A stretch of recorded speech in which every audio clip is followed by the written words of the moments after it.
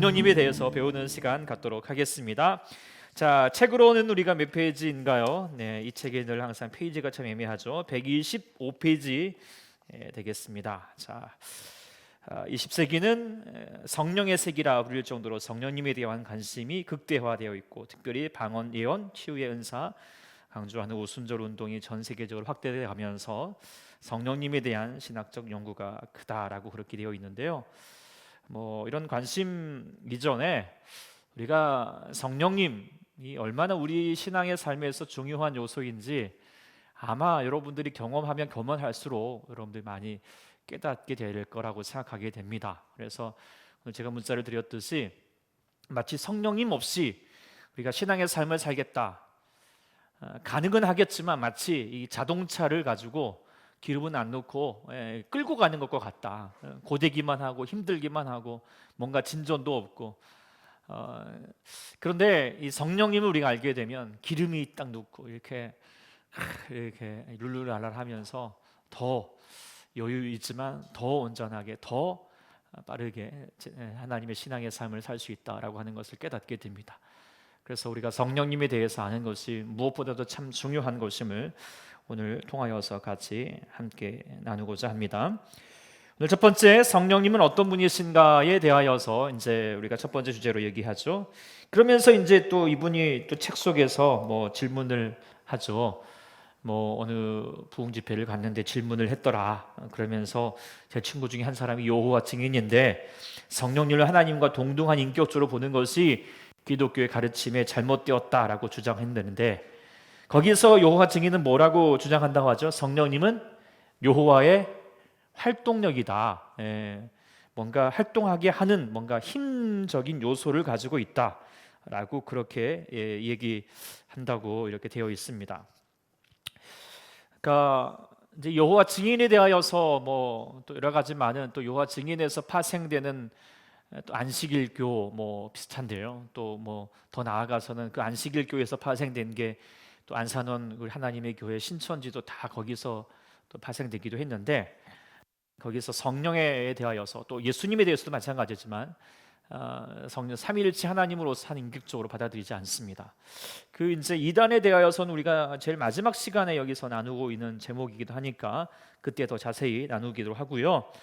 어쨌든 그런데 이제 이게 이단만의 문제가 아니라 우리가 성령에 대해서 오해하는 가장 주된 바가 뭐냐면 성령을 하나의 정말 이 어떤 파워로 생각하고요, 아니면 어떤 뭔가 신내림 속에서 성령 가면 내 안에서 뭔가 막 대단한 일이 일어나는 어떤 은사적인 차원, 갑자기 내 안에서 슈퍼맨이 생기는 것들, 그런 어떤 차원에서 우리가 도구화시키고 객체화시키는 일들이 많이 있는데, 우리가 분명히 알아야 될 것은 뭐냐면 성령님은 바로 성령 하나님은 신성과, 그러니까 곧 하나님이시자 인격체라고 하는 사실들을 우리가 잘 이해해야 된다. 이것이 아주 중요한 주제다라고 하는 것을 우리가 생각해야 된다는 것이죠. 그래서 성경이 또 그것을 잘 증언하고 있습니다.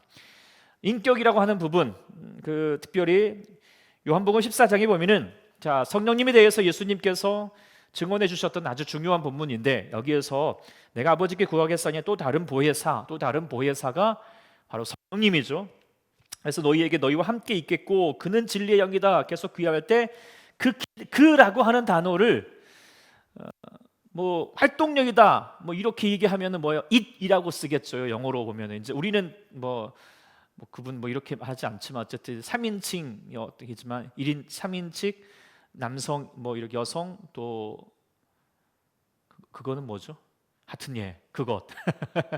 근데 성령님을 그것이라고 말하지 않고 분명히 he라고 하는, 물론 꼭 이 남자냐 이런 거는 아니지만 어쨌든 인격으로서 분명히 이야기하고 있다라고 하는 것을 분명히 우리가 되새겨야겠고요. 또한 우리 하나님, 그분은 하나님이시다라고 하는 사실들을 이제 이야기하고 있죠. 특별히 그 사도행전 5장에 보면은 아나니아와 삽비라가 이제 처음에 은혜를 받아가지고 이제 재산을 하나님께 드리겠다라고 그렇게 작정을 했다가 마음이 변했잖아요. 그래가지고 이제 에이 일부만 드리자. 그래가지고 이제 그러면서 다 바친 척 이렇게 했단 말이에요. 그걸 통하여서 베드로가 이제 성령의 이제 감동을 통하여서 이제 딱 말씀하실 때, 야, 네가 지금 성령을 속였다라고 그렇게 이야기했어요. 근데 그 뒤에는 뭐라고 하냐면, 너희가 사람에게 거짓말한 것이 아니라 누구에게 거짓말했다? 하나님에게 거짓말했다는 거예요. 분명히 성령을 속였다 그랬고 거짓말은 하나님께 했다. 그러면은 성령님께 거짓말했다가 하나님께 거짓말했다가 이런 게 아니라 뭐예요? 성령님과 하나님을 같이 동일시하고 있다라고 하는 내용을 우리가 볼 수 있는 내용이기도 하죠. 이뿐만 아니라 이제 뭐 우리 요한복음 이제 고린도전서 3장 16절에도 너희가 하나님의 성전인 것과 또 하나님의 성령이 너희 안에, 하나님의 성전으로서 되려면 하나님의 성령이 안에 거하시는, 그래서 성령과 하나님을 같이 동일시하고 있고, 고린도후서 여기 본문에도 쭉 나오죠. 주는 영에 대하여서 또 주의 영, 뭐 성령님은 주, 대부분이 이제 하나님을 가리켜서 말할 때 주, 아도나이라고 하는 단어를 쓰는데 동일하게 사용하고 있는 바를 통하여서 성령님을 어떤 뭐 다른 어떤 뭐 소위 말하면 활동력, 파워, 아니면 뭔가 뭐 대단한 다른 어떤 부가적인 것 아니라 성령님이 곧 하나님이시다라고 하는 것을 성경은 분명히 나타내고 있다라고 하는 것입니다. 뿐만 아니라 이제 성령님에 대해서 삼위일체 하나님 안에서도 동일한 윗대우로 분명히 존재하신다라고 하는 사실들을 성경은 또 이야기하고 있죠. 그래서 그의 대표적인 것이 마태복음 28장, 잘 아시죠? 네, 우리가 되위임 제자 되위임 명령이라고 말하는데, 그때도 말할 때 너희가 모든 민족을 제자로 삼아 아버지와 아들과 성령, 이게 삼위일체 하나님을 그대로 드러냈잖아요. 근데 그 삼위일체 하나님의 이름으로 세례를 베풀고라고 되어 있는데, 그 이름을 말할 때 영어로 이제 한국말은 우리가 별로 이름들이라고 말하지 않고 뭐요? In the names가 아니라 name, 단수로 썼단 말이에요. 그러니까 아버지 성령, 아버지와 아들과 성령이 분명히 세 분처럼 여겨지지만 우리가 이제 삼위일체 잘 아니까 이게 한 윗격, 한 존재 안에서 분명히 동일하게 역사하신다라고 하는 사실들을 분명히 보여주고 있는 단어이면서도, 또 베드로전서인 하나님 아버지의 또 미리 아심, 또 성령님이 거룩하게 하시고 순종함과 또 예수 그리스도의 핏부림, 하나님의 구원의 사역을 향하여서 지금 성령님이 미리 하시고 계획하시고 성령님이 거룩하게 하시고 성령님이 예수님께서 핏부르시는 성부 성자 성령 하나님이 우리의 구원의 역사에 같이 참여하고 계시다라고 하는 사실들을 또 본문을 통하여서도 보여주고 있으면, 그러면 뭐 소위 말하면 우리가 잘못 오해하면 성부 하나님은 대빵이시고 뭐 성자 예수님은 그 다음 두 번째 세컨이고 세 번째로 이제 우리 성령 하나님이 아니라 이 동일한 하나님의 위격 가운데 존재하신다라고 하는 사실들을 보여주면서 결론은 뭐죠? 성령님은 삼위일체 하나님의 어떤 관계 속에서, 동등한 관계 속에서 구원 사역에 동참하신다는 사실들을 성경은 분명하게 보여주고 있습니다. 그래서 중요한 사실은 뭐냐면, 성령님을 어떤 다른 어떤 이단이 말하는 것처럼, 또 아니면 우리가 오해하기 쉬운 것처럼 어떤 뭐 도구화 시킨다거나 어떤 그렇게 하락된 존재로서 보지 않냐고, 동일한 하나님이시다라고 하는 사실들을 우리가 잘 인지해야 된다라고 하는 것을 말씀을 드립니다. 그를 통하여 두 번째 장, 이제 보면은 성령님이 하시는 일이라고 하는 제목, 이제 이렇게 129페이지 이제 볼 수 있게 됩니다. 자, 이제 잘 들리시죠? 네, 수고, 옆에서 우리 있는 전도사님이 수고 많이 하고 계십니다. 이런 반응들 바로바로 해주시는 게 서로 좋습니다. 네, 나중에 뭐 못했다느니 뭐 그렇게 원망하시지 않도록 감사합니다. 자, 두 번째 장으로는 이제 성령님이 하시는 일이라고 하는 제목을 같이 나누고자 합니다. 두 가지의 성령님께서 하시는 일로 볼 수 있겠죠. 그것은 뭐냐면 일반 사역적인 내용과 더불어서 특별한 사역, 이거는 이제 아마 우리가 하나님에 대해서 아는 거에 일반 은총, 그다음에 특별 은총, 특별 계시, 계시 일반 계시, 특별 계시 통하여서 알았죠. 왜 일반이냐? 그러니까 예수 믿는 사람이나 믿지 않은 사람이나 동일하게 이거를 같이 누리게 되는 것을 일반 사역이라고, 하나님 일하심을 경험할 수 있게 된다시라는 것이고요. 성령 하나님이 특별 사역은 뭐죠? 예수 믿는 사람, 구원받은 사람에게만 적용되는 사역, 성령님의 사역이다라고 볼 수 있는 거죠. 첫 번째로는 일반 사역입니다. 이것은 성부, 성자, 성령 하나님의 사역과 동일하게 하나님께서 첫 번째 세상을 창조하셨을 때, 그리고 또 섭리하실 때, 지금도 운행하고 계시다라고 할 때 성부, 성자, 성령 하나님께서도 사역하시면서 성령님이 그렇게 삼위하고 계시다라고 하는 삼위 하나님의 공동 사역이라는 것이죠. 그래서 태초 창조를 보더라도 창세기 1장에 하나님이 선지를 창조하시고 뭐 땅이 혼돈하고 공허하고 흑암이 깊은 종에 있고 뭐라고 그랬죠? 하나님의 영은 수면 위에 운영하였다. 같이 하나님 안에서. 그리고 성자 예수님 어떻게 계셨죠? 요한복음 1장에서 태초에 말씀이 계시니라 라고 해서 로고스로서 같이 함께 창조의 사역으로 같이 함께 일하여 주시고, 뿐만 아니라 하나님께서 지금도 섭리하시고 운행하고 계시다는 사실들을 말씀하실 때, 특별히 이제 여기서 그 하나님께서 어떻게 성령 하나님께서 인도하시냐, 우리의 생명을 창조하고 유지하는 일인데, 특별히 지금 이제 그 네덜란드 개혁파 신앙에서 보통 어떻게 하냐면 죄의 영향력을 억제하는 사역으로 성령님께서 우리 안에 역사하신다는 것입니다. 악한 세력이 뭐 세상을 향하여서 막 그렇게 또 하나 세력으로서 확장하고자 할 때 그것을 저지하는 역할을 물론 천사도 하겠지만 더 중요한 역할은 성령 하나님이 우리 모든 죄의 역사를 지금 억제하고 계시고, 그러니까 많은 부조리가 있고 사람이라는 존재는 여전히 죄 가운데서 살아가기 때문에 생각하는 것이 악하고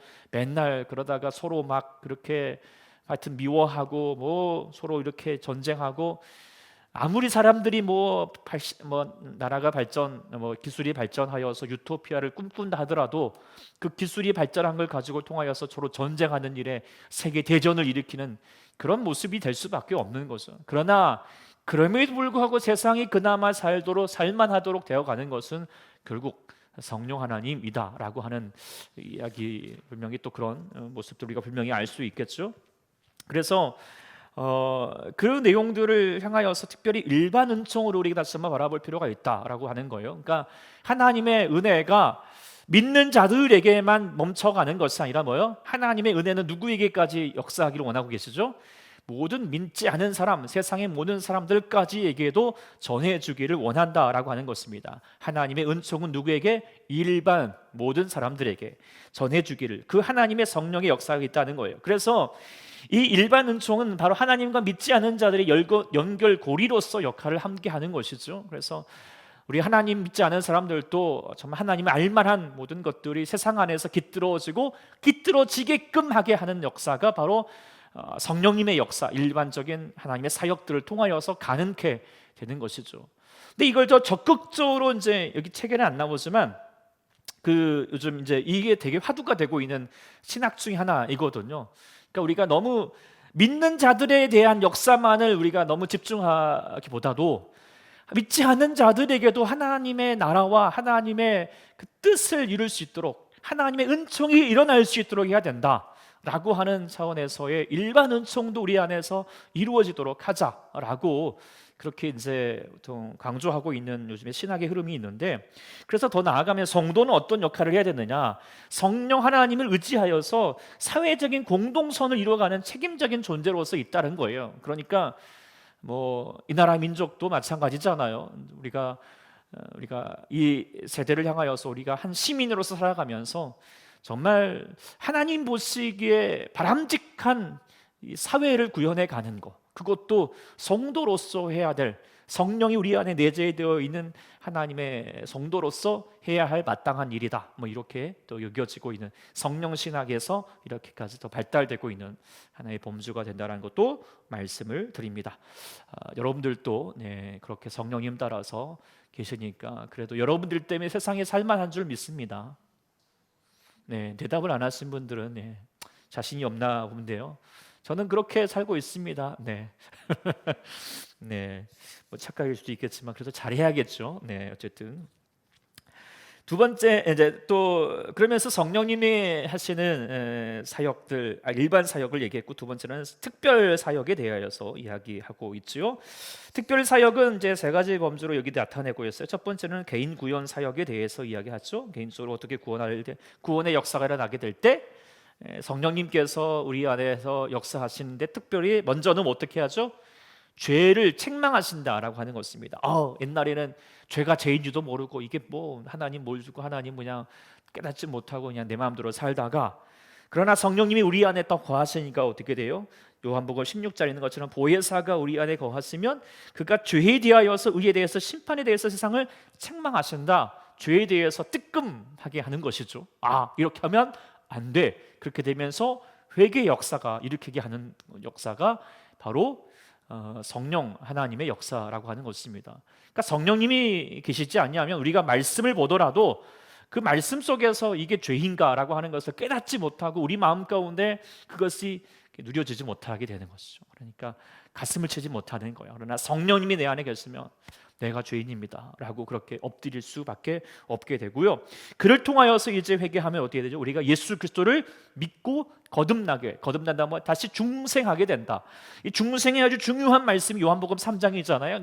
니고데모에게 네가 지금 거듭나지 않으면 하나님 나라로 데려갈 수 없다. 그랬더니 뭔 내가 뱃속에 들어갔다가 다시 나와야 됩니까? 이렇게 얘기하니까 엉뚱한 말하고 있으니까, 야, 이게 무슨 진짜 뚱땅지 같은 소리냐? 그러면서 말해주는 게 말씀 뭐였죠? 3장 5절에 사람이 물과 성령으로 거듭나는 행위는 결국 뭐예요? 물론 물세례로서 하나님 안에서 다시 한번 새로운 세례로서 내가 거듭나겠다라고 하는, 다시 태어나겠다라고 하는 나름의 결단과 의지 표명이거든요. 물세례가 그렇잖아요. 그러나 그걸로만 가능한 것이 아니라는 것입니다. 더한 또 차원은 뭐죠? 성령님의 거듭나게 하심. 성령님이 너를 다시 새 사람으로 태어나게 하는 그 역사를 이루어야지 너가 하나님의 나라로, 하나님의 백성으로서 참여하게 된다라고 하는 것을 이야기하고 있죠. 그래서 성령님의 역사가 우리를 거듭나게 하신다, 영접하게 하고요. 그러면서 통하여서 우리가 예수님을 다시 한번 예수님을 믿어서 하나님의 구원의 백성으로서 살게 하는 일을 이루게 할 것이고요. 그런데 여기서만 이제 개인 구원의 사역으로만 멈추지 아니하고 성령님의 역사는 또한 뭐냐면 교회 공동체로의 사역까지도 우리 하나님은 확장시켜 간다라고 하는 것입니다. 그래서 성령님께서 우리와 함께 개개인을 불러 모으시고 131페이지 중간에 나오죠. 성령님은 개개인을 불러서 회개하게 하시고 믿음으로 거듭나게 하시지만 동시에 이 개인들을 교회 공동체로 모이게 하신다라고 되어 있어요. 그래서 예배소서에 보면은 교회론, 아주 중요한데 교회론에서 성령님을 아주 강조하고 있거든요. 그래서 예배소서 여기 말해도 너희가 성령 안에서 하나님이 거하실 초소가 되기 위해서 그래서 예수 안에서 함께 지어져 가게 한다. 성령님이 우리를 한 성령 안에서 우리를 다시 한번 함께 지어가게 하는 거예요. 우리가 만일에 성령님이 거하지 않으면 우리가 같이 이곳에 공동체가 모이더라도요 그냥 사사오호 분열될 수밖에 없는 거죠. 자기 각각의 다름의 존재 속에서. 그러나 성령님, 우리 한 성령님 안에서 거하기 때문에 공동체로서 거하게 된다라고 하는 것을 성령의 사역이 아주 중요한 범위로 이야기하고 있습니다. 그리고 또 한 가지 중요한 사역 중에 이 외에도 되어 있는데 그 중에 하나가 성경을 읽은 사람을 성경을 읽을 때 그 말씀을 깨닫게 해주는 거. 이것은 성경을 특별히 어떤 용어를 쓰냐, 뭐라고 쓸까요? 성경 말씀을 읽을 때 성령님께서 그 말씀을 깨닫게 해주는 거 뭐라고 그럴까요? 힌트, 이런 거라고 하면 돼요. 어두움에서 빛을 비춰주는 거. 여기 나와요. 성경을 읽는 사람에게 뭐라고 그랬죠? 조명한다. 성경을 조명하는 역할을 성령의 사역이다를 진리의 성령의 사역으로 설명하고 있습니다. 뭐라고요? 조명한다. 이런 정도는 이렇게 좀 이렇게 상식적으로 많이 알면 좋겠습니다. 성경을 조명해 주시는 사역을 또한 성령님께서 우리 안에 중요하게 사역하시는 중요한 또 우리가 누려야 될 성령의 사역입니다. 그래서 제가 이제 우리가 보통 성경을 읽을 때 성령님께서 우리 가운데 감화 감동해 주셔서 오늘따라 우리가 성령의 말씀을 읽을 때 주님이 우리의 성경을 충만케 하심으로 성령을 조명해 주셔서 이 말씀을 깨닫게 하시옵소서라고 그렇게 기도하게 되거든요. 그래서 기도하는 거예요. 예, 이제 그렇게 여러분들도 성경을 보실 때 그렇게 기도하십시오. 하나님, 내가 성경 말씀을 봅니다. 내가 보지 않고 성령님이 내 안에 계셔서 하나님 조명해 주셔서 하나님 말씀을 잘 깨달을 수 있도록 도와주세요. 이렇게 기도하면 하나님이 여러분들을 여러분을 조명하는 것, 성령을 착 조명해 주실 거라고 생각하게 됩니다. 자, 성경에 이 성령의 사역에 대하여서 하시는 일에 대해서 묵상을 했고요. 그러면서 다음 본주로 오순절 성령 강림이 중요한 이유에 대해서 이야기하고 있죠.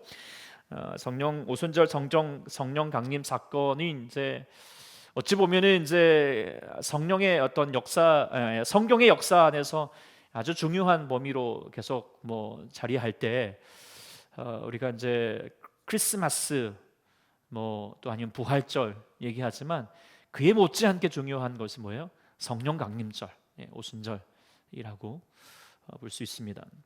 근데 왜 그런가? 그것은 바로 하나님의 구원의 계획 가운데서 우리에게 역사하시는 것이죠. 그래서 성령 강림절은 그냥 된 것이 아니다. 우연히 발전한 것이 아니다.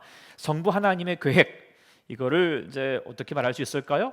언약이라고 말할 수 있겠죠. 하나님이 약속하신 바에 따라서 이루어진 것이고, 그래서 그 하나님의 계획을, 언약은 그냥 갑자기 하나님이 그냥 이렇게 해야지 혼자서만 알고 계시다가 확 하시는 게 아니잖아요. 늘 항상 말씀해 주시잖아요. 그래서 그 말씀을 특별히 선지자들을 통하여서 성령이 너희 가운데 임할 것이다 라고 하는 그 예고의 말씀들을 하실 때 특별히 요엘 선지자가 강조를 많이 했어요. 그래서 요엘서 2장 28절에 보면 내가 내 영을 만민에게 부어주리니 갑자기 찬양이 생각이 안 나네요. 하여튼 그렇잖아요. 성령이여 우리에게 했었어, 맞나요? 하여튼 그런 찬양할 때 주의 영이 우리 가운데 임하시면 우리가 젊은이는 꿈을 꾸고 환상을 보고 하여튼 그런 말씀. 장래일을 늙은이는 꿈을 꾸고 넓은이들은 이상을 볼 것이다. 그때는 뭐냐? 바로 물론 이제 이스라엘 백성들이 바벨론에서 회복되는 날이지만 궁극적으로 회복되는 건 뭐냐? 예수 그리스도 그리고 그 후에 사건 이후에 성령 강림절을 염두하시는 말씀이고, 그래서 특별히 이 사도 베드로가 성령 강림절에 그 성령님을 딱 경험하고 나서 요엘서에서 말씀하신 바가 이 말씀이었구나라는 것을 깨달으면서 이제 다시 이 요엘서를 통하여서 말씀하신 것이다. 이게 성령 강림, 우리 오순절 다락방에서 우리가 행하였던 사실은 이것이다, 예언대가 성취된 것이다라고 하는 것을 이제 분명히 말하면서 성령님이 우리 안에서 임재하신다라고 하는 것은 하나님의 성부 하나님의 또 계획에 따라서 언약에 따라서 이루어졌던 사건이라는 것을 분명히 볼 수 있게 되고요. 또 하나 또 중요한 것은 성부 하나님뿐만 아니라 성자 예수님도 약속하셨죠. 계속하여서. 그래서 특별히 요한복음 14장에 아까 봤던 본문이기도 하지만 내가 아버지께 구하겠다, 성부 하나님께 구하겠다는 거예요. 그가 또 다른 보혜사, 물론 예수님도 보혜사 되시지만 다른 보혜사 성령 하나님을 너희에게 주사 영원토록 어떻게 하겠시겠다? 너희와 함께 있게 하겠다라고 하는 거예요. 그래서 성령님이 너무 중요하다는 거예요. 여기서 함께 있게 하겠다, 너희와 함께 한다라고 하는 말이 뭐죠? 결국 임마누엘이잖아요.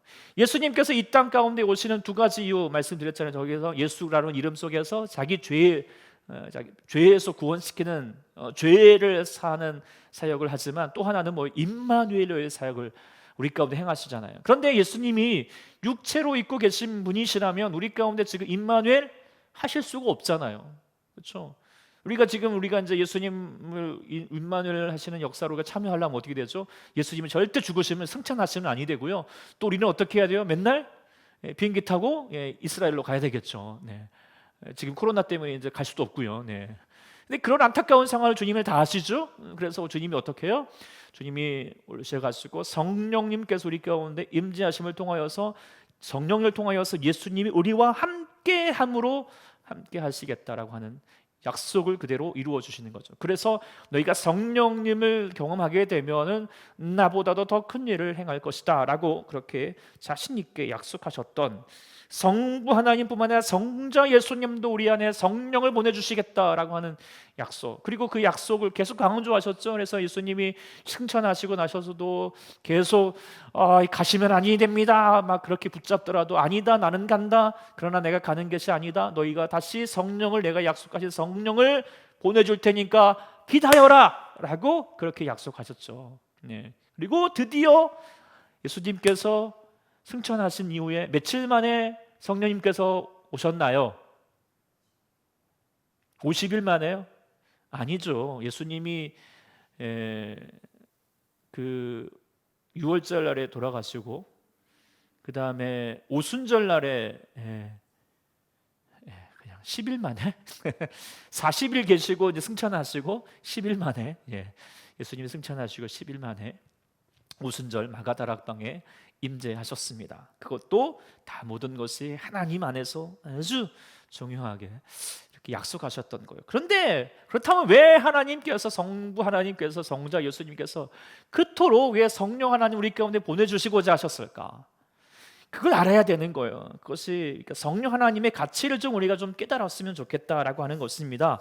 여기 뒤에 이제 잠깐 조그만하게 나왔지만 이게 중요하다는 생각을 가지게 됩니다.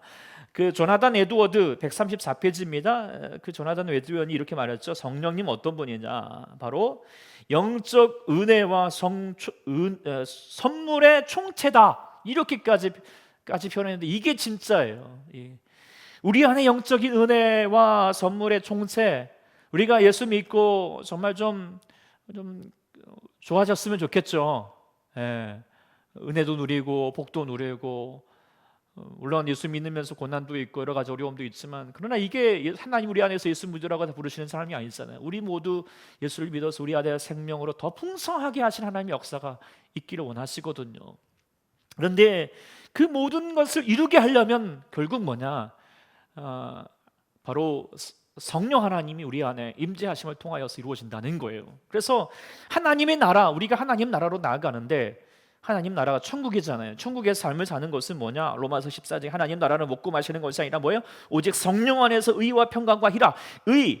하나님의 의, 평강, 우리의 삶에서 여러 가지 공고함이 있을지라도 흔들리지 않고 희락, 기쁨이 넘치는 삶을 어떻게 가능케 하느냐? 뭐예요? 성령님이 가능케 한다는 거야. 그러니 우리 하나님께서 우리에게 성령을 우리 가운데 주시고자 애쓰시는 거예요. 네. 마태복음 7장에 제가 이제 이 말씀 생각이 들어요. 마태복음에 이제 우리 아버지 하나님이 막 구하는 자에게 구하라 그러면 주실 것이요, 찾으라 그러면 찾을 것이요, 문을 두드리라 문을 열실 것이다. 그러면서 뭐 많은 악한 자라도 뭐 좋은 것을 주시는데 하물며 너희 아버지에게 좋은 것을 주지 않겠느냐라고 말하잖아요. 그런데 이 동일한 말씀이 마태복음보다도 누가복음에서는 동일한데요. 거의 동일해요. 악한 자를 좋은 것을 자식에게 줄 줄 알고 하물며 너희 아버지께서 구하는 자에게 무엇을 주지 않겠느냐라고 말할 줄 알아요? 이 좋은 것을 어떻게 말하는 줄 아세요? 구체적으로 더 말해버려요. 뭐라고 말했을까요? 바로 성령을 주시지 않겠느냐라고 말하는. 그럼 뭐예요? 우리 하나님 아버지께서 우리에게 좋은 것, 그게 뭐예요? 결국 성령이라는 거예요. 이걸 우리가 좀 많이 깨달았으면 좋겠어요. 네. 우리가 저도 늘 항상 강조하죠. 예수 믿어서 참 우리가 행복했으면 좋겠다. 정말 이게 세상의 복으로 부귀영화로 행복해지는 게 아니에요. 우리가 예수 믿어서 뭐 내가 막 로또에 당첨되거나 뭐 내 자식이 무조건 좋은 대학에 가게 하거나 내가 막 취직하게 되고 뭐 그런 것이 중요한 게 아니라 우리 안에서 참된 하나님의 복으로 우리 안에 행복한 삶으로 가게 하는데, 그 하나님의 복은 어떻게 이루어지는가? 결국 뭐냐? 그 키는 성령님께 있다는 거예요. 그러니까 성령님이 우리 안에서 다시 한번 인도하실 때 우리 안에 참된 좋은 은혜가 있게 될 줄 믿습니다. 그러니까 성부 하나님과 성자 예수님께서 그토록 우리에게 성령을 주시려고 하시는 거예요. 네. 비유로 좀 설명하면 좋을 텐데 이렇게 어떻게 적당한 비유가 안 나네. 정말 모르면 이게 이제 안 받는 거지만 정말 알면 우리가 성령님을 사모하게 되리라고 믿습니다. 그래서 이 성령님의 가치를 우리가 잘 알아야 한다라고 말씀을 드리게 됩니다. 네. 그러면서 이제 그 다음 주제가 성령 세례, 성령 충만, 성령의 은사, 성령의 열매, 이에 대한 주제인데, 먼저는 좀 이거 범주 안에서 생각해 보는 거, 성령 세례와 성령 충만에 대해서 좀 같이 좀 이렇게 구분해서 또 알아야 될 필요가 있는데, 성령 세례는 뭐냐? 그것은 바로 우리가 회개할 때, 그리고 예수님을 나의 주님으로 영접하게 될 때, 그것도 중요한 자역 의미죠. 이것도 물론 이제 성령님의 역사이지만, 그러니까 내가 회개하고 영접할 때 뭐예요? 내주하시는 때 우리 하나님 우리 안에서, 성령님이 우리 안에서 딱 거하심을 통하여서 내가 회개하게 되고 예수님을 향하여서 주라 고백하게 되는 거예요. 이거 내 힘과 내 의지로 될 수 있는 게 아니거든요. 아무도 성령님 아니시고는 우리가 예수님을 나의 주님이 뭐예요? 이제 내 삶을 내가 주인 되지 않고 내 뜻대로 살지 않고 내 마음대로 살지 않고 예수님 뜻대로 살겠다, 이 자리매김한다는 것이 쉬운 게 아니에요. 그렇죠? 우리도 지금도 어려울 수도 있어요. 네. 그러나 그렇게 각오하고 받아들이게 되는 역사는 바로 성령님이시거든요. 그 성령님이 내주하실 때의 사역을 바로 성령 세례다, 우리가 예수 믿을 때 이루어지는 역사다라고 그렇게 해요. 그리고 이것은 뭐야? 단회적으로, 그러니까 그때 딱 at once 한 번, 그리고 어떻게 해요? 끝까지. 이거를 전문 말하면 성령의 견인이라고 말해요. 견인 뭐예요? 끌고 가시는 거예요. 한 번 해병은 영원한 해병 이런 말 하지만 한 번 성도는 영원한 성도다라고 말해요. 왜냐하면 물론 이제 이게 분명히 져야 돼요. 우리가 뭐 세례 받았다고 무조건 천국 가는 건 아니에요. 내가 하나님 예수님을 분명하게, 예수님을 나의 구주로 믿는다라고 하는 나의 성령님 안에서 의지를 통하여서 이루어지면 성령님이 우리를 지켜주세요. 그래서 끝까지 천국 가는 날까지 다시 한번 함께 다시 한번 나가게 하시는 하나님의 약속의 말씀이 있다는 거예요. 그래서 이거는 영구적으로 행하신다. 이게 참 귀한 은혜지만 이거를 또 물론 마음대로 뭐 이렇게 오용해서는 안 되겠지만 어쨌든 영구적인 사건이에요. 근데 이에 비하면 성령 세례는 뭐냐? 충만하다라고 말하는 의미를 뭐냐면 철저히 지배받고 통제받은 받은 상태다라고 그렇게 얘기를 해요. 근데 이 말이 좀 뭐 이렇게 그렇게 들리는지 모르겠지만, 충만하다라고 하는 말의 의미는 뭐죠? 우리가 이제 물가를 가잖아요. 이렇게 물가를 쫙 가면은 이렇게 물이 이렇게 이제 물장구를 치면, 만일에 이제 내가 수영을 잘 못하고 아무것도 못해요. 그러면 이제 막 물가고 차면은 내 마음대로 좀 할 수가 있잖아요. 허리까지 차면은 좀 불편하지만 그래도 걸어 다닐 수가 있잖아요. 물까지 차오르고요. 충만해지는 건 뭐죠? 이것도 충만 아니에요? 충만은 뭐죠? 완전히 잠겨버리는 거예요. 그러면 잠겨버린다는 것은 이제 내가 아무것도 못하는 상태가 되는 거죠. 죽는 상태가 되는 거예요. 그리고 그 물결에 따라서 갈 수밖에 없는 상태. 그런 것처럼 충만한다라고, 성령으로 충만한다는 것은 내가 내 뜻과 내 의지로 사는 것이 아니라 성령님께서 온전히 나를 다스려 주심을 통하여서 주님 안으로, 주님 뜻으로 다시 한번 순종해가는 상태. 이거를 성령 충만이다라고 얘기하는 거죠. 성령 충만은 이제 물론 나의 의지도 필요하지만 우리 나의 의지 더불어서 하나님의 역사에 정말 중요한 사역인데요. 이것은 우리 안에서 우리 성령님의 반복적인 우리 안에서의 경험이 되는 것이요, 단회적인 것이 아니라 우리는 성령 반복적이라는 것은 뭐예요? 소멸될 수도 있다는 거예요. 성령 충만도 하다가도 뭐예요? 성령님을 무시하고 에이 내 마음대로 살래, 성령님 하니까 에이 힘들어, 그래가지고 그렇게 할 수도 있는 거예요. 그래서 에베소서 말했죠. 이제 성령으로 너희가 충만함을 받으라, 충만함을 받으라, 충만함을 받으라라고 하는 것은 뭐예요? 안 받을 수도 있다 인 거잖아요. 그러니까 너희는 성령 충만 받으라 이렇게 강조하셨던 것은 계속하여서 우리가 성령 충만을 사모해야 된다라고 하는 것이고, 아까 말했던 것처럼 성령 충만해지면 에이 내 마음대로 살면 이제 내 인생은 끝이 아니야. 아까 말했잖아요. 성령님의 가치를 알잖아요. 우리가 성령으로 충만해지면 어떤 사람보다도 귀하고 행복하고 정말 멋있게 사는 인생이 될 거예요. 아멘. 그래서 우리가 정말 누군가에게 가장 복된 축복이 뭐냐? 성령 충만하십시오. 집사님 성령 충만하십시오. 이게 정말 은혜의 말씀을 들을 수 있기를 소망합니다. 그리고 이제 사실 그런 말 하잖아요. 우리가 영어의 욕 중에 하나가 God damn. 이게 뭔 말인지 잘 모르지만 God damn이라고 하는 말은 네가 성령님 없이 살아라 이런 뜻이거든요. 이게 이제 욕이에요. 근데 이제 이게 오용돼 가지고 이제 이렇게 막 그렇게 하지만 원래는 그런 뜻이래요. 그러니까 그만큼 성령님의 존재를 아는 존재는 사람은요, 이 성령이 없이 산다는 것이 얼마나 멍청한 짓인가라는 걸 알고, 우리가 가장 복된 삶을 사는 것은 성령 충만으로 사는 것이다라고 하는 것을 아는 것이죠. 어쨌든 우리가 성령 세례와 예수 처음 믿을 때 성령 세례를 받고 그 뒤에 계속해서 성령 충만하는 삶을 살아가야 되는데, 근데 이제 우리가 오순절 교단, 순복음교회, 이제 저도 순복음교회이지만 이거를 좀 달리 그렇게 바라보는 측면이 있어요. 오순절 교단에서는 이제 물 세례를 받을 때와 성령 세례를 받을 때가 다를 수 있다는 거예요. 그러니까 예수님을 처음 우리가 영접하고 나서 물 세례를 받겠지만, 그러나 그때 모두 다 성령 세례를 받는 게 아니다. 성령 세례는 따로 받을 수 있다. 그러니까 사도들이 이제 다 예수님을 따라갔지만 오순절 가락방에서 다시 성령이 충만함을 받았던 시간들을 겪어야 되었던 거, 그러면 그때가 성령 세례, 오순절 다락방에서 임하셨던 그 사건이 성령 세례의 사건이고, 그 전에 또 성령 세례, 물 세례가 따로 있다. 그리고 성령 충만이 있다. 근데 이것도 이제 성경 안에서도 약간 좀 이렇게 맞는 듯해요. 근데 또 아닌 듯해요. 왜냐하면은 결코 예수님을 주라 말하는 것이 우리 힘으로 가능하지 않거든요. 오직 성령을 통하여서 주라 가능한 거, 영접할 수 있게 되는 거야.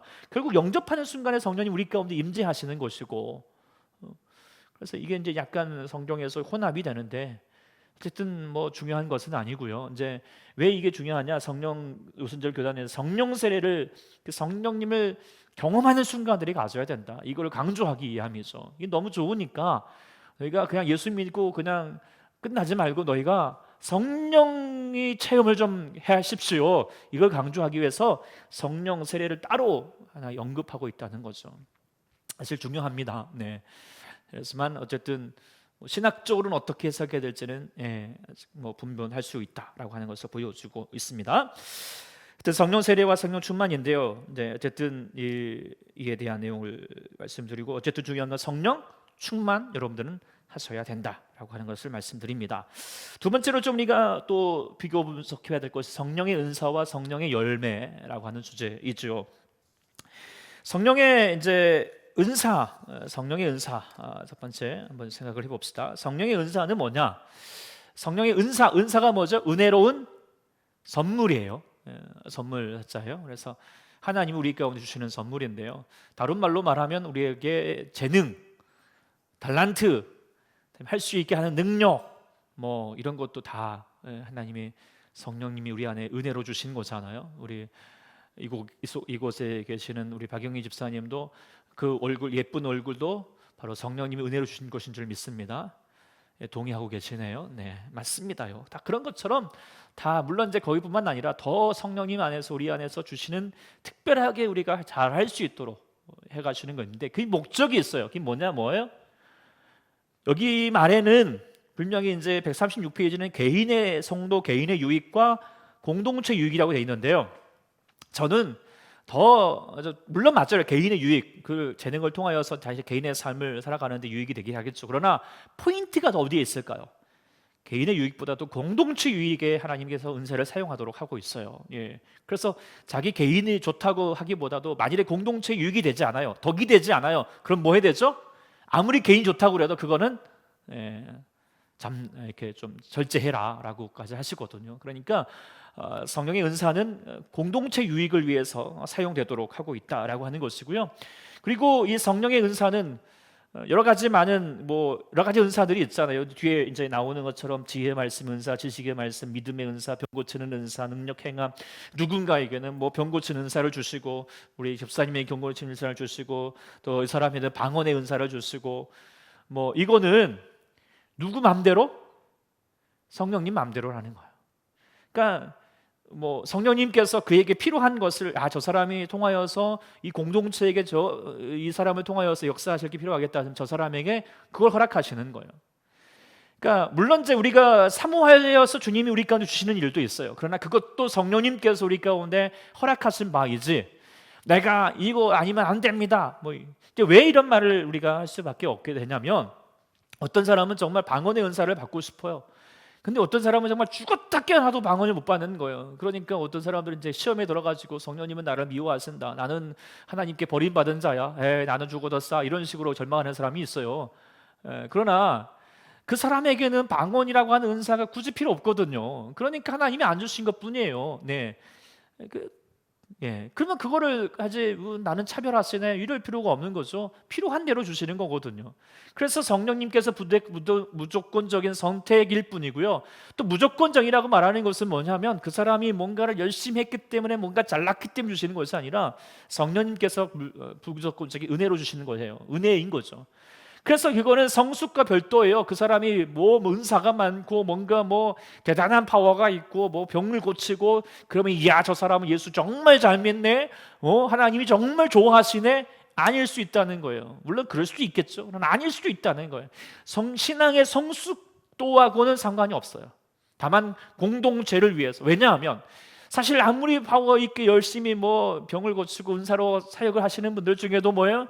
하나님의 뜻을 거스려서 결국 뭐예요? 이단의 괴수가 된다든지 그런 사람이 얼마나 많습니까? 그러면은 그 사람들은 하나님 앞에서 뭐 칭찬받는 사람들이 아니에요. 네. 그 다음에 성령의 은사는 다양하죠. 네, 지혜의 말씀 이렇게 애원, 또 뭐 분별, 방언, 통역, 뭐 여러 가지 많은 성령의 은사들. 그러나 중요한 건 성령의 은사가 우리 가운데 허락된다라고 하는 것이 중요하고 또 우리가 그것을 누릴 수 있다면 정말 복된 사람이 될 수 있다라고 하는 것을 말씀드립니다. 여러분들은 어떠신 것 같습니까? 여러분 또 필요한 거 있으면 구하십시오. 그러나 하나님이 주실지 안 주실지는 뭐 그건 하나님에게 맡겨 있고요. 나는 왜 이거 안 줬어? 뭐 이렇게 너무 실망할 필요는 없지만 저도 하나님 좀 주셨으면 좋겠어요. 이렇게 저도 늘 기도하게 됩니다. 지혜의 말씀, 지식의 말씀 하나님 내게 허락해 주십시오라고. 어떤 분은 정말 하나님이 애원의 말씀을 주셔가지고요. 누군가를 딱 보잖아요. 그러면은 그 사람이 뭐 소위 말하면 심령술처럼 이렇게 다 보인다고 하시더라고요. 그런데 정말 그걸 두렵고 떨리는 마음으로 다시 하나님께 기도했대요. 하나님 나 이 은사 하나님 나 가져가 주세요. 나 이거 너무 두렵다고 뭐. 그러니까 무조건 받는다고 좋은 게 아니에요. 네. 자, 감당할 수 있는 것이 더 중요하다라고 하는 것을 생각하게 되고 모든 것이 다 은혜이다라고 하는 차원에서 받는 것이 중요합니다. 이렇게 하면 느려지겠습니다. 자, 그렇지만 또 중요한 것은 뭐냐? 성령의 열매예요. 성령의 열매라고 하는 것은 결국 우리가 돌아보면 뭐냐면 성령이 신앙의 성숙의 척도가 됩니다. 이거는. 그러니까 성령의 열매가 뭐죠? 이제 뒤에 뭐 나오지만 뭐죠? 인격이잖아요. 그렇죠? 사랑과 희락과 화평과 자비와 양성과 충성과 온유와 절제.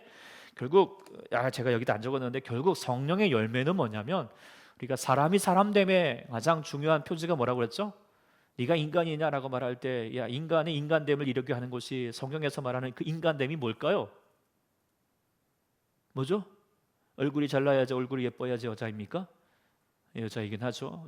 마음이 예뻐야지 여자지 이렇게 말하지만 마음이 예쁘다고 여자가 아니라 결국 성경에서 말하고 있는 한 인격 하나님의 한 인간됨은 뭐죠? 하나님의 형상이잖아요. 그 하나님의 형상됨을 이루는 존재로서 서게 하는 것이 바로 성령의 열매이거든요. 근데 그 신앙의 척도가 우리 안에서 이루어질 때 하나님의 성상을 그대로 이루어지게 하시죠. 그래서 그 신앙의 성령의 열매를 잘 갖추어졌다고 하는 것은 그만큼 그 사람은 신앙적으로 성숙했다라고 분명히 말할 수 있게 돼요. 특별히 저는 이렇게 말하고 싶어요. 이 성령의 열매를 개인의 유익으로 하나님 허락하시겠다라고 말하고 싶어요. 왜냐하면 제가 이제 물론 여기 책에는 안 나왔어요. 그러나 우리가 오해하게 되는 일들이 뭐냐면 성령의 은사는 개인의 유익으로 받아들이고요. 공동체 유익을 위해서 별로는 그냥 등한시하다가 어떤 사람들은 성령의 열매를 공동체 유익으로만 생각을 하는 거예요. 그러니까 내가 손해 봐야 되고 내가 뭐 사랑하고 뭐 누군가 물론 섬기는 일이 공동체를 향하는 거예요. 그러나 그것이 결국 누구의 유익이냐? 자신의 유익이에요. 자신의 삶의 녹것보다도 복인 거예요. 성령의 열매를 우리 가운데 이루는 삶이 누구보다도 복된 사람이 되는 거예요. 예수 믿어서 정말 같이 우리 안에서 예수 믿는 그 조금을 누리는 거예요. 성령님 우리 안에서 열매를 맺는 삶. 내 안에 사랑이 충만해지고요, 기쁨이 충만해지고요, 평강이 충만해지고요, 희락이 넘치는 삶을 살고 온유하고요, 자비하고요. 이게 바로 우리의 유익이 되는 줄 믿습니다. 그래서 이거를 사모하자는 거예요. 근데 우리가 그냥 은사 뭔가 좀 있어 보이잖아요. 뭐 은사가 있으면 이거를 더 나의 계획을 위해서 참여하는 일들이 있어서 차라리 개인의 유익은 성령의 열매에 있다, 이런 말씀을 드리고 싶습니다. 그리고 예수 믿으면 이거는 선택적이에요. 그러니까 있어도 되고 아닐 수도 있어요. 그러나 성령의 열매는 예수 믿는다면 반드시 있어야 되는 필수적이다. 그리고 이 성령의 열매는 총체적이다는 거예요. 왜냐하면 에베소서 이제 성령의 열매 여기 나오잖아요. 성령의 열매 사랑과 희락과 협참과 자비와 양성과 충성과 온유와 절제 9가지 열매를 얘기할 때 그때 성령의 열매를 이런 열매들이라고 말하지 않고 프로트라고 말하지 않고 프로츠라고 하지 않고 프로트 단수를 썼어요. 그러니까 누구에게는 사랑만 있고 누구에게는 어로체면만 있고 누구에게는 자비만 있는 것이 아니라 뭐요? 하나님이 성령님이 이 안에서 모든 열매를 다 함께 이루어 주신다. 총체적으로 이루어 하신다. 성령의 열매는 총체적이다 라고 이야기할 수 있습니다. 이런 차이가 있습니다. 여기는 뭐예요? 이거일 수도 있고 저거일 수도 있습니다. 다양하지만 여기는 뭐예요? 총체적이다. 비교 분석되시지요? 자, 여기까지 이제 이렇게 쭉 보면서 이제 성령의 은사와 성령의 열매, 여러분들 무엇을 구하고 싶습니까? 둘 다 구하셔야죠. 둘 다 구하셔야 돼요. 예, 당연히 구하시는데, 근데 사람들이 우리가 더 이제 우리가 치중하게 되는 것 중에 하나가, 또 오해되는 것 중에 하나가 성령의 은사에 많이 치중하는 모습들이 생길 수 있다는 거죠. 그래서 특별히 그런 게 이제 이 1900년이 되어가면서 오순절주의 은사 운동이 일어나게 되면서부터 더 그것이 좀 이렇게 여러 가지 부각이 되었는데, 그래서 이제 여기 성경책 여기는 좀 많이 안 나왔는데 제가 좀 더 한 가지 더 주제를 좀 드리면 영적 은사 논쟁에 대하여서 같이 이야기해 보고자 합니다. 영적 은사라고 하는 말 아까 좀 말씀을 드렸지만 은사가 이제 헬라어로 본문으로 뭐냐면 이걸 뭐라고 되어 있을까요? 따라 읽어볼래요? 카리스마. 여기서 많이 들어요. 카리스마. 어떻게 하죠? 당신이 카리스마 있네 이렇게 얘기하지만 그 원래 뜻은 그런 게 아니라 뭐예요? 하나님의 은사다라고 하는 말할 때 카리스마예요. 이 카리스마. 근데 이 은사, 하나님 우리에게 주시는 영적인 선물인데, 재능 그리고 파워, 어떤 능력인데요. 그 은사주의라면은 이건 뭐죠? 성령의 초자연적인 은사를 추구하고 중요시하는 신앙을 은사주의 신앙이다라고 이렇게 말할 수 있습니다. 이제 특별히 1900년대를 통하여서 이 은사주의가 많이 일어나게 되었는데, 이거를 특별히 세 물결을 통하여서 이루어졌다라고 역사학자들이 얘기합니다. 1물결, 2물결, 3물결이라고 얘기해요. 1물결은 언제냐? 1900년 초에 미국의 아주사, LA 근처에 있는 아주사라고 한 흑인 동네예요. 근데 흑인 동네에서 막 기도하고 예배 드리는 가운데에서 하나님이 기도하는데 갑자기 그들에게 이상한 말을 하기 시작하는 거예요. 기도하다가. 그러면서 막 말하기 시작하는데 보니까 이게 도대체 어느 말인지 알 수도 없고 또 이제 제어도 안 되고 막, 그래서 나중에 이제 성경을 통해서 깨닫고 보니 이게 뭐였죠? 방언이었던 거예요. 그러면서 이 대단한 그 방언의 그 신비한 체험들을 하게 되면서 더 기도하게 되고, 또 자기만 받는 것이라 같이 기도하니까 또 그 방언들도 막 옆에서 같이 막 받게 되는 거잖아요. 그래서 그때 이제 이 아주사 거리에서 방언 운동이 일어나게 되고, 그곳에 있던 사람들이 그걸 경험하고 나면서 같이 막 그걸 강조하고, 근데 또 많은 교단들이 막 이걸 받아들이지 못하니까 우리가 그러면 오순절주의 운동을 해야겠다 해가지고 오순절 교단이 생기기 시작을 했어요. 그게 이제 요즘만 말하면 순복음교회, 또 나가면 성결교회, 또 요즘 더 나아가면 이제 또 침례교회도 활동하지만 어쨌든 오순절 교단, 특별히 순복음, 우리 한국에는 순복음입니다. 어쨌든 이 오순절 주의가 활동할 때가 이 제1물결이고요.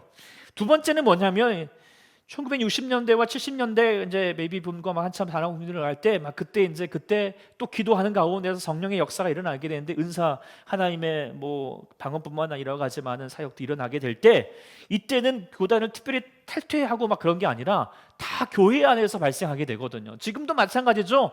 지금도 꼭 순복음교회에서만 방언 기도할 수 있나요? 아니잖아요. 침례교회, 장로교회 다 하는 것처럼 다 안에서, 교회 안에서 우리가 하나님의 성령의 사역들을 우리가 다시 한번 행하여 가자 라고 그렇게 얘기하였고요.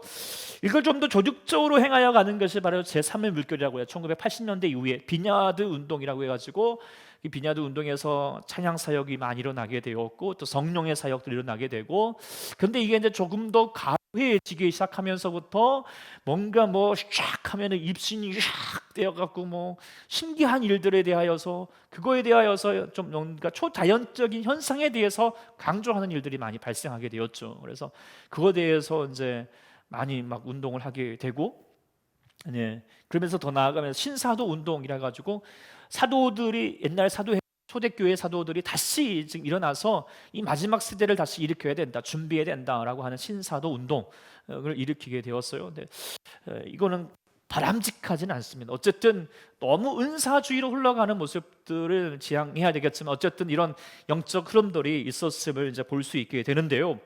이 안에서 이제 좀 뭐 긍정적인 영향도 있지만 부정적인 모습들도 발견이 되었거든요.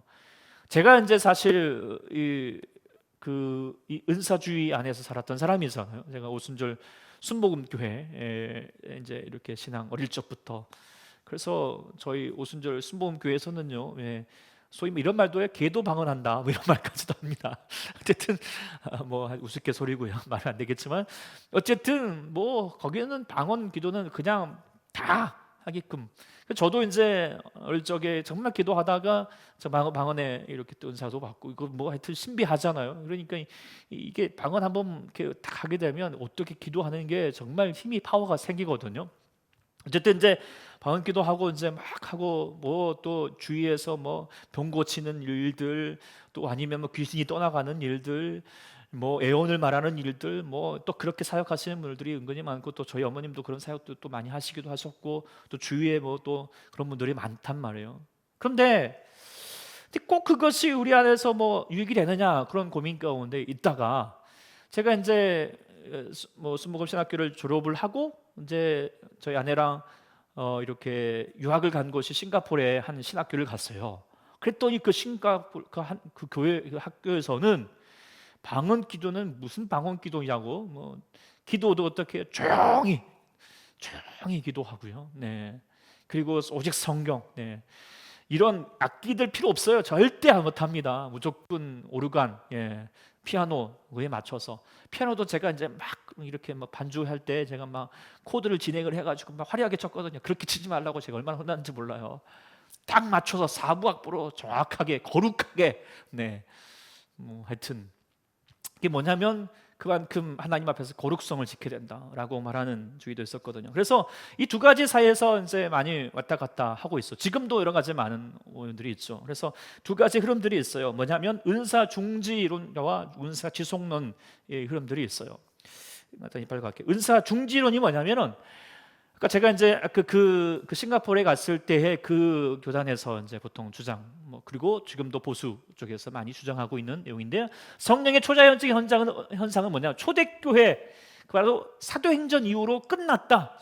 초대교회가 성립되면서 그쳤다라고 하는 거예요. 왜냐하면 은사는 왜 필요하냐? 교회를 세우기 위해서 필요했던 것이지. 그 이후에 교회가 세워졌다면 뭐예요? 더 이상 은사는 굳이 필요 없다, 폐지될 수밖에 없다는 거예요. 왜냐하면 고린도후서에 보면 사도의 표가 되는 것은 뭐냐? 사도의 역할은 뭐죠? 표적과 기사와 능력, 사도가 했을 역할들을 그때 감당하게 되었고, 중요하게 또 말하는 것이 뭐냐면 고린도전서 13장에 보면 이런 말도, 예언도 피하고 방언도 거치고 지식도 피하고 뭐 그러면서 부분적으로 해야 되는 것을 부분적으로 피하다가 온전하신 것이 오실 때는 부분적으로 하는 것을 피하리라라고 하는 사랑장 내용 기억하시죠? 이때 이 온전한 것이 무엇이냐? 그것은 바로 신약 성경이 완성이 되고 교회가 성립되는 것. 그 온전한 것이 될 때는 굳이 애언과 방언과 지식, 그런 것들이 폐해질 수밖에 없다는 거예요. 굳이 필요하지 않다는 거예요. 오직 이 말씀과 교회를 통하여서 하나님의 구원의 역사가 나가는 것이지, 굳이 이제 뭐 필요하지 않게 된다라고 하는 것이고요. 그래서 역사적으로 보더라도 교회가 세워지고 있는 1세기 이후에는 이 초자연적 은사들이 사라져 갔다는 거예요. 왜? 굳이 하나님께서 필요하지 않으니까 안 주셨을 거다라고 그렇게 이야기하고 있는 거죠. 그래서 은사는 중지되는 것이다. 없는 지금의 현상은 우리에게 필요 없는 것이다라고 그렇게 얘기해요. 그러면서 왜 그들이 그렇게 얘기하나요? 은사주의자들이 염려하는 바가 있어요. 제가 이제 그 싱가포르에 가서도 그 학교에서도 계속 그렇게 강조할 수밖에는 나름의 이유가 있더라고요. 첫 번째는 뭐냐면 은사에 계속 은사주의가 뭐예요? 교회의 혼란과 분열을 일으키거든요. 대표적인 예가 어린도 교회가 그렇잖아요. 어디는 방언파가 있고 어디는 뭐 또 뭐 이렇게 예언파가 있고 또 뭐가 있고 뭐 하니까 그 막 서로 그걸 강조하고 그것을 막 자랑하고 하다 보니까 뭐예요? 뭐 이렇게 서로 갈라지고 분열되고 혼란되고 뭐 누구는 받아들느니 안 받아들느니 또 뭐 거짓 예언을 해가지고 저놈의 예언이 맞느니 안 맞느니 뭐 그렇게 얘기하니까 약이 되는 거예요. 애초에 아예 없으면 그런 것들이 없을 터인데 이런 굳이 하나님 말씀 안에서 성경 안에서 나아가면 되는데 성령의 은사를 추구하다 이런 일들이 생긴다. 그리고 애언과 은사의 능력이 특정한 사람에게, 그래서 여기서 권위주의로, 그러니까 이 하나님의 은사라고 하는 것이 어떤 사람에게 특별하게 더 이루어지고 그것의 영적인 어떤 권위로 상징되어 버리거든요. 그래서 병 고치는 은사가 있고 뭔가 또 이렇게 예언하는 은사가 있고 방언하는 사람은 뭐 와, 그 사람 뭔가 좀 대단한 사람, 그리고 그 사람에게 모든 것이 그 다 권위로 받들어지는, 그래서 이게 카리스마가 되었던 말이 이 말 때문이에요. 그러니까 권위주의가 될 수밖에 없게 만들어요. 그래서 옛날 부흥사 목사님들 있잖아요. 그 부흥사의 자격은 뭐냐? 은사가 있어야 돼요. 부흥사의 그 자질은 뭐예요? 병 고치고 쫙 하면은 성령이 갑자기 막 입신이 되어가고 그런 역사가 일어나는 거라고 하는 그 오도될 가능성이 있고, 특별히 더 안타까운 것은 성령의 열매가 과소평가되고 성령의 열매를보다도 성령의 은사를 더 많이 사모하게 되는 이런 여러 가지 많은 그런 일들이 생기더라, 부정적인 역사들이 생기더라라고 하는 거죠. 그런데 이제 이 은사주의자들이 이에 대해서 반론을 하죠. 야, 너희가 이렇게 계속 뭐 이런 것 때문에 성령님을 제한을 하게 되면 하나님의 역사를 제한하게 되는 꼴 받게 되지 않는다. 하나님 우리 가운데 성령으로 역사하고 계시고 하는데 왜 너희가 그것을 하지 못하게, 구더기 무서워서 장못 담그는 결이 될 수밖에 없지 않느냐, 이런 거죠. 그리고 지금까지, 그래서 이에 대한 하나님의 또 뭐냐면, 또 다시 이제 은사 중재론자들이 말하는 것은 뭐냐면, 하나님이 역사를 재현하고자 하는 것은 아니다. 다만 우리가 예를 들어서 병을 고친다라고 하는 것도 모든 사람들이 기도를 해가지고 하나님께서 통하여서 우리에게 기도 응답으로 병을 고쳐줄 수도 있겠지만, 은사주의자들은 뭐예요? 특정인을 통하여서 병을 고친다라고 하는 그런 마음, 소위 말하면 목사님을 향하여서 어떤 특정을 향하여서 마치 무당화시키고 자몽이적인 신앙으로 만들게 하는, 그 하나님을 보게 하는 것이 아니라 누구를 보는 거죠? 그 목사님을 보게 하는 거예요. 그리고 그 목사님이 나를 고쳐주었다라고 오해하게끔 만드는 그런 모습들, 이거는 바람직하지 않다는 거예요. 하나님이 우리를 고쳐주신다. 물론 이제 이 은사 중재론자들은 그것도 이례적인 일이다, 특별한 경우에만 고쳐주시지 모든 사람이 병을 다 고치는 것 아니다, 암 다 기도한다고 다 낫는 것 아니지 않는다, 이렇게 그렇게 이제 얘기하고요. 어쨌든 그렇지만 하여튼 이렇게고, 또 마지막 때에 이제 지금 이 은사주의 여러 가지 많은 방언도 지금 나타나고 병도 고쳐주고 이런 현상들이 얼마나 많이 일어나고 있느냐, 그럼 이건 어떻게 설명할 거냐, 이렇게 얘기할 때에도 우리가 경험과 말씀 중에서는 뭐냐면 뭐가 더 기준이 돼야 될까요? 여러 가지 많이 있을지라도 말씀이 더 기준이 돼야 된다라고 하는 것이고, 또 이를 당하여서 영적 분별력이 필요하다는 거예요. 심지어 이렇게까지 말을 해요. 야, 귀신도 역사하지 않느냐, 귀신도 신비한 일을 할 수도 있다. 사실 이러한 일들이 되게 많이 생기기도 하거든요. 그 아프리카 같은 데에서도 이런 동남아시아도 보면은 귀신 현상처럼 나타내고 이게 성령의 역사처럼 얘기해 버렸던 경우들도 상당히 많았거든요. 말씀으로 다시 재해석하지 못하고 현상으로만 좋아하는 거예요. 말씀은 하나도 없고. 그러나 말씀 안에서 다시 분별해야 되는 것이고요. 그래서 은사 중지가 하는 것이 교회를 통하여서 더 유익하다라고 하는 차원에서 은사 중지론을 더 많이 이야기하기도 합니다. 그러나 이에 비하여서 아니다, 은사는 지속되고 있다. 은사는 뭐예요? 여전히 지금도 오늘을 위하여서 행하고 있다라고 하는 것이 은사 지속론입니다. 그래서 특별히 성경적인 근거로 봐라. 초대교회만 이 은사가 유하다, 이런 성경 구절 어디가 있느냐, 이때까지만 네가 성령을 이 은사를 허락하시겠다라고 하는 말씀 어디가 있느냐? 다 성경적인 근거가 없다는 거예요. 차라리 이렇게 말해서 성령을 소멸치 말고 예언을 멸실치 말라라고까지 성경은 분명히 말하고 있고, 또 성령의 많은 그 연사들이 있는데 성령 은사 중에서 선별되어서 역사하는 게 말이 되겠느냐? 예를 들어서 성령의 많은 은사들이 있잖아요. 병 고치는 은사들도 있고, 뿐만 아니라 예언의 은사, 또 사랑도 은사예요. 또 섬김의 은사도 있고. 그런데 뭐 방언의 은사는 안 된다 말하고, 사랑의 은사는 필요하다 이렇게 말하는 것은 뭐 이거는 골라 이건 저거다 이러고 하는 것은 자의적인 해석일 뿐이지 성경에서 말하고자 하는 바가 아니지 않느냐, 이게 하는 거고요. 더군다나 아까 이제 고린도서 13장의 말씀을 다시 이제 얘기할 때, 그럼 온전한 것이 뭐냐? 이 온전함이라는 것은 예수님의 재림을 의미하는 것이지 교회 완성으로만 얘기하는 것이 아니다. 재림 때가 되면 애언, 그런 거, 방언 이게 다 폐할 것이지만 그때까지는 뭐예요? 우리가 주님을 완전히 알지 못하기 때문에 부분적으로 알 수 있도록 우리가 애언이 필요하고 방언도 필요하다라고 하는 것을 또 다시 이야기해주고 있고요. 더 나아가면은 역사적으로 볼 때 지금 이 1세기 이후로 이렇게 영적인 그러니까 은사들이 많이 활동들이 중지되었던 것은, 약화되었던 것은 그만큼 영성이 줄어들기 때문이었고 그 활력이 없었을 때이다. 차라리 우리가 교회가 부흥이 되기 위해서는 영적인 활력을 위해서라도 어떻게 해요? 회복되어야 된다. 그리고 이 지금 1900년대 이 마지막 때가 되니까 하나님께서 우리 가운데 지금 교회가 다시 되살아날 수 있도록 이런 하나님의 영적인 은사들을 허락해 가신 것이다 라고 그렇게 또한 반론을 제기하기도 하죠. 그래서 이래 대하여서 이제 그 영적 지속자들이 이제 반론하고 있는 것은 뭐냐면, 예언이라고 하는 것이 막 예언을 말한다고 해서 성령에 대하여서 뭐 없는 새로운 사실들을 이야기하고, 당신은 어디 가서 이제 몇 살에 뭐 누구를 만날 것이다 이런 게 예언이 아니다는 거예요. 성경에 이런 걸 얘기하지도 않잖아요. 성경은 반드시 뭐예요? 그 예언이라고 하는 건 성경의 권위 안에 있어야지 점쟁이처럼 얘기하는 것은 그건 예언이 아니다.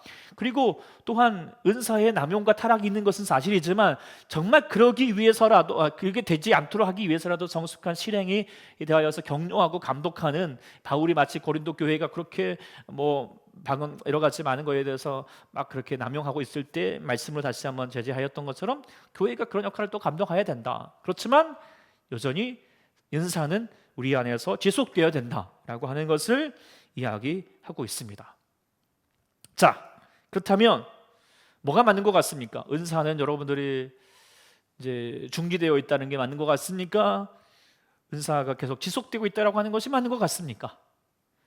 1번, 2번, 2번. 예, 다들 어디 은사를 한번 경험해 보셨나 봐요. 네, 한번 맛보니까 아주 이게 맞는 것 같죠. 네, 저는 이렇게 결론을 하고 싶다 생각하게 됩니다. 먼저 신학적으로 하면 2번이 맞는 것 같습니다. 은사는 오늘날에도 유효하다. 이것이 현상적으로뿐만 아니라 성경적으로도 근거가 더 맞습니다. 분명히 이것이 뭐 자의적으로 해석할 수 있는 게 아니라 성령의 역사는 끊임없이 말세까지, 주님 오실 때까지 계속해서 진행된다라고 하는 것이 더 성경적인 내용이고요.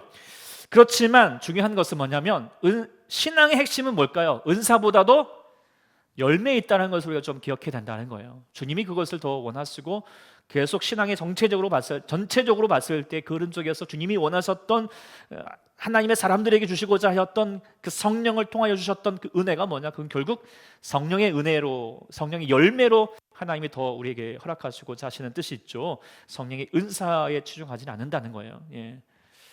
그리고 세 번째로는 뭐냐?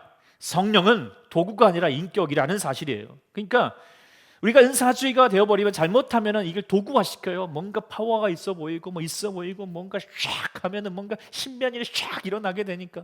근데 그 모든 대부분의 동기와 목적이 뭐냐면 하나님의 나라와 하나님의 뜻을 먼저 구하기보다도 뭔가 내가 아프니까 낫고 싶고, 뭔가 안 되니까 좀 잘 되고 싶고, 그래서 그 성령의 역사를 나의 도구화시킬 때가 많이 있다는 거, 은사주의에 빠지다 버리면.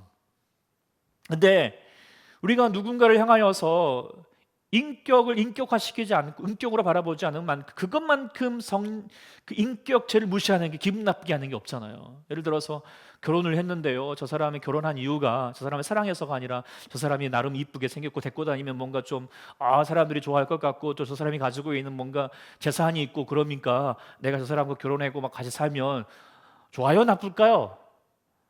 제가 쓰임을 받는다는 거에 대해서 좋을까요? 아니잖아요. 인격은 그럴 수가 없어요. 인격은 동기가 다른 거 있지 않아야 돼요. 다른 곳에 목적이 있지 않고 자기 자신에게 있어야 되거든요.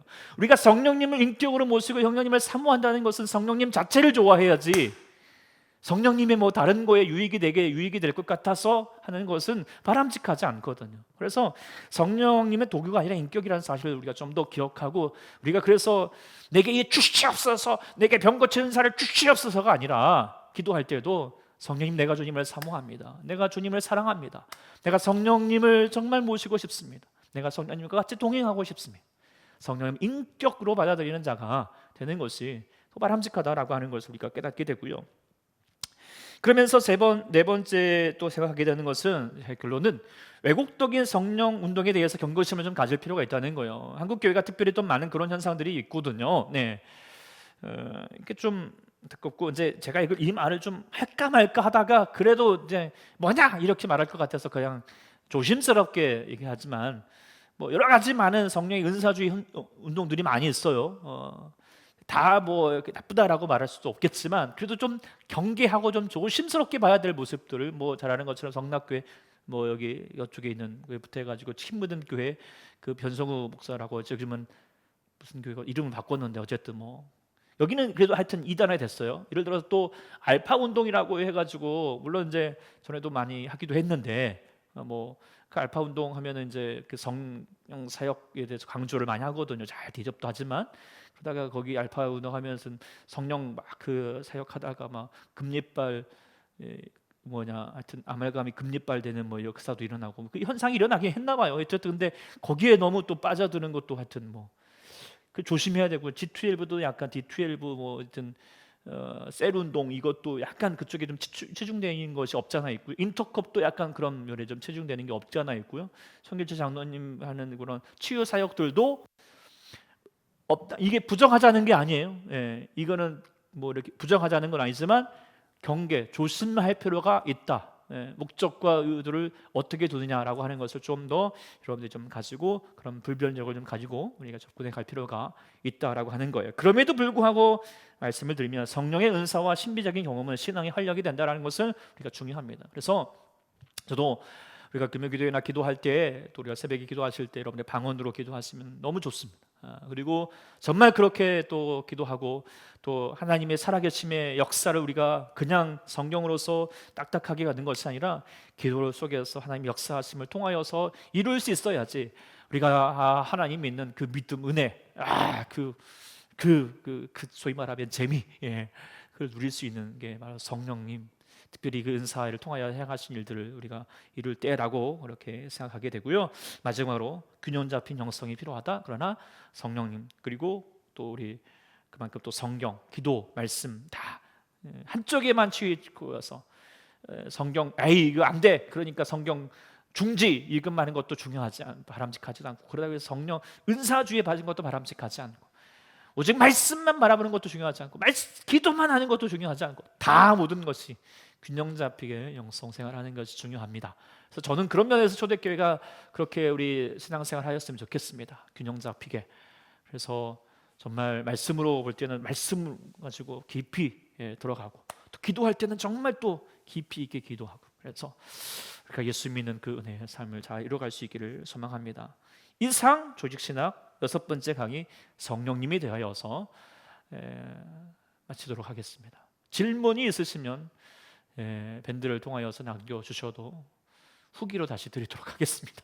네, 그리고 오늘 끝나고 또 주문 없지만 같이 또 이 현장에 계신 분들과 감시 나누고 마치도록 하겠습니다. 어쨌든 이 성령님에 대하여서 정말 우리가 예수 믿는 그 은혜 체험하셔서 이루셔서 예수 믿는 기쁨 잘 회복할 수 있기를 소망합니다. 다음 주는 구원에 대하여서 다시 한번 아주 중요한 주제 다시 진행하도록 하겠습니다.